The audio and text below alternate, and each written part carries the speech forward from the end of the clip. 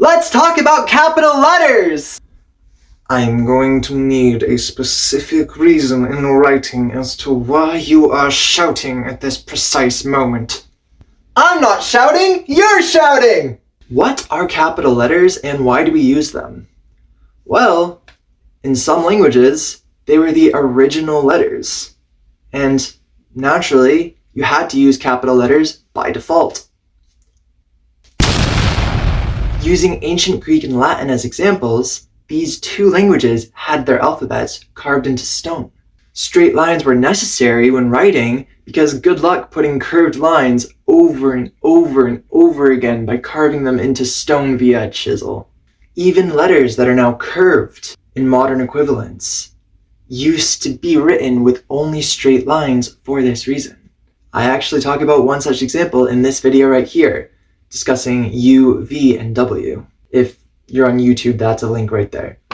If you're on TikTok, it's one of the more recent videos I've posted, and I think it's still pinned at the top of my profile. If that's not the case, it's somewhere, just search for it. Now, from these original forms that were carved in stone with the chisel, maybe even clay, but still, good luck putting curved lines into clay. Art students know it's okay for an art project. Do you want to do it over and over again? No. Going forward in time, when these languages would have been written with pen and ink, naturally the form has to change. In this medium, writing with straight lines consistently would be tiring and tedious, inefficient. Try writing something in all caps. Just straight lines. Even the ones that are curved, challenge yourself to just do it in straight lines. Come back to this video if you try this experiment and let me know how tiresome it was doing it for even a couple hours. So curves were added to these straight lines, even in some capital letters, and lowercase variants of these letters were also created to help with the flow of the language and writing on paper. Now connect these letters to improve flow even more, and you have cursive. Make cursive more stylized, add flourishes, make it more aesthetically pleasing, and combine some elements of some of the original forms that had straight lines, and now you're going into calligraphy and font territory. But that's a brief and, dare I say, watered down summary of how what used to be carved into stone, that type of writing, became what we now associate with writing today. Depending on the language, the history is even more complicated and more involved. I can make videos about it in the future if you are curious. Those, again, are going to be longer. They would involve something known as historiolinguistics. It's a thing. You're looking at history, I have to find sources, etc., etc. Those are going to be longer videos. Let me know if you want them. But not all alphabets behave like this. For example, Arabic is only written in cursive lowercase letters. Korean letters also only have one form, and other alphabets, such as Hebrew and several others, also only have one form. So this distinction between uppercase and lowercase is not universal. But whenever it is, more often than not, I would say that the uppercase is what came first. But even then, there are some exceptions. Whether or not letters are curved or straight lines depends on how the language was originally written. That is a video within itself, which I'm happy to make, but we're not discussing that right now. But I digress. Regarding the Latin and Greek alphabets, and let's even throw the Cyrillic alphabet in there for fun, let's talk about when to use capital letters versus when to use lowercase letters. First off, the way that the lowercase letters and capital letters are used depends on the language, not the alphabet. Again, using Latin, Greek, and Cyrillic alphabets as what we're talking about, it's pretty standard in languages that use these alphabets that the first letter of a sentence is capitalized. But you do have some languages like Spanish that are more lax with that. Proper nouns are capitalized, but German takes this one step further and just capitalizes all nouns, regardless if they're proper or not. The name of your friend and just the word book are both capitalized in German.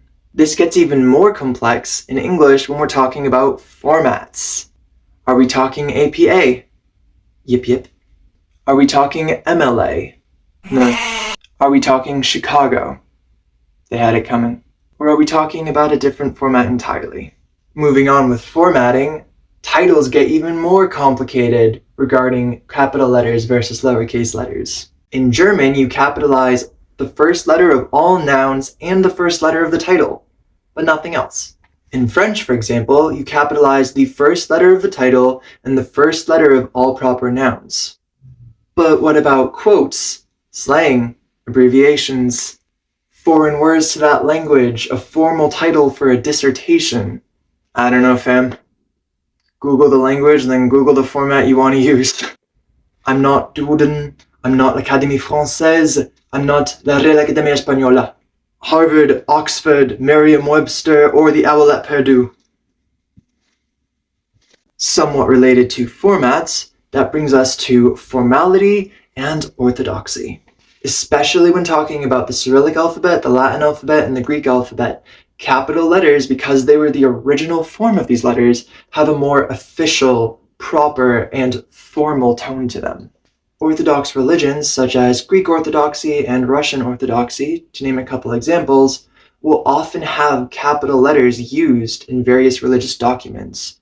You'll also see entire sections in legal contracts and other legal documents that will be written entirely in caps for emphasis, as well as to make it seem more official and to draw your eye to it.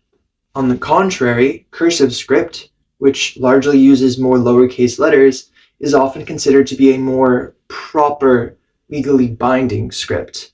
Your legal signature is often preferred in cursive, for example. But when texting friends, which is just completely informal, as long as you're not using all caps to sound like you're yelling at someone needlessly, who cares? Combine lowercase and uppercase letters to your heart's content. As long as you're getting the message across, nobody cares. And purposely misusing uppercase and lowercase letters can sometimes be used to a sort of meme effect. I will discuss that in a different video. In formal writing, all caps signifies importance via emphasis or urgency. For example, you must be here at precisely 6 p.m. But caution, even in formal contexts, context is extremely important. You have to know exactly when you're using this, because this type of formatting, when done incorrectly, can just come across as bossy, not even just authoritative, and a lot of people do not like being talked to like this. I don't. You better have a good reason if you're going to send me a message with this format. You'll also see it as a product of legalese, something that's particularly important in a contract, an email, etc., that you really need to make sure that you read it, and they want you to read it and not potentially scan by it, will be written in all caps. In informal writing, you can strategically alternate haphazardly capital letters with lowercase letters, and it gives a sort of sarcastic, mocking tone.